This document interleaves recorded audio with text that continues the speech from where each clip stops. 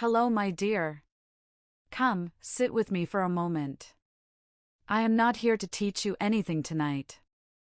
I just want to talk, like an auntie who cares. I am 55 years old. I have seen happiness. I have seen pain. And I have learned one quiet truth about life. Most people are tired, not because they work too much, but because they care too much about things that don't last. When I was young, I wanted to be everything for everyone. A perfect wife. A perfect mother. A perfect worker. I smiled even when my heart was heavy. I stayed quiet when I wanted to speak. I thought being strong meant never crying. But life slowly teaches you. You don't get awards for suffering in silence. One day, I looked at myself in the mirror and asked, when did I stop being kind to myself? That question changed me. I started saying no, without guilt. I started resting, without apology. I started choosing peace over proving myself. And do you know what happened? Nothing bad. The world did not end. People adjusted. Life went on. But my heart felt lighter. If you are listening to me right now, maybe you feel exhausted. Maybe you feel unappreciated. Maybe you feel invisible. Let Auntie tell you something softly. You are allowed to rest. You are allowed to feel. You are allowed to choose yourself sometimes. Being kind does not mean being empty. Life is not a race, my dear.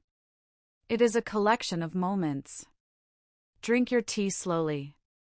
Breathe deeply. Let go of what is hurting you. You have already survived so much. This is Aunty, sitting with you in this quiet moment. Thank you for listening. You are not alone. Beta. When I sat beside his bed and held his hand, I felt how weak he had become. His fingers were cold, but his grip was strong. He looked at me for a long time, like he was afraid I would disappear. Then he took a deep breath and said something I was not ready to hear. Broken heart, his confession. He said, I never married. Beta. My heart skipped a beat. I looked at him in shock. He continued, after you left, no one felt right. I tried, but my heart never moved on. Tears rolled down his cheeks. I whispered, Michael, life doesn't wait for anyone.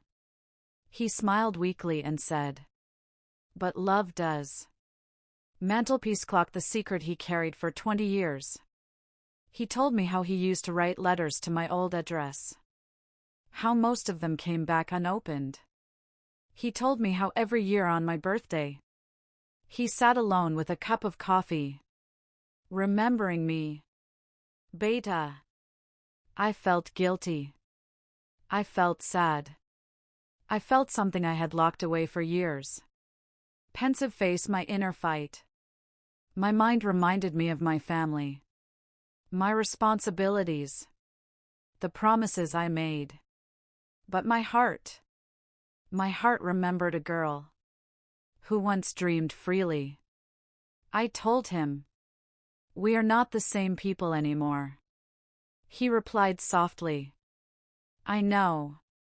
I just needed to see you once, so I could leave peacefully.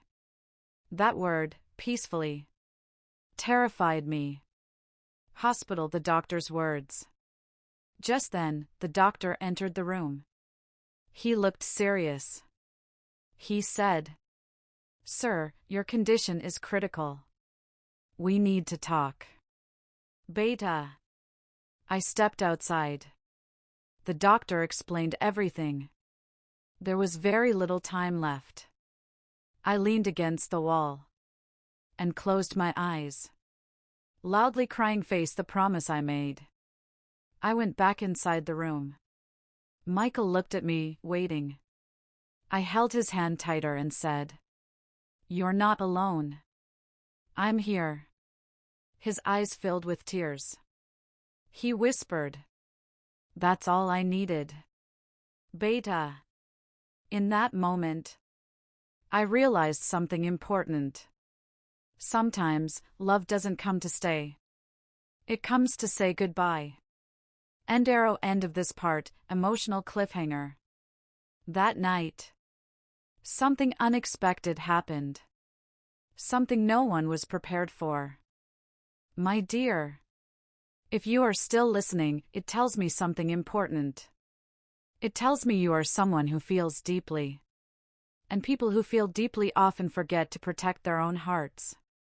Let me share a small secret I learned late in life. You don't need to be available to everyone. You don't need to answer every call. You don't need to carry every burden that comes your way. Peace grows when you choose yourself gently. There were days when I felt guilty for resting. As if slowing down meant I was failing. But rest is not weakness. Rest is wisdom. I learned to enjoy quiet mornings. Warm tea in my hands. Sunlight on the floor. No rushing, no proving. And in those quiet moments, I finally heard my own voice again. If life has been loud for you, if your mind feels crowded, create a small space just for yourself. Even 5 minutes is enough. Sit. Breathe. Be still. You don't need to have everything figured out tonight. Life unfolds slowly. And you are allowed to unfold with it. This is Aunty. Still here with you. Take care of your heart, my dear. It has carried you this far.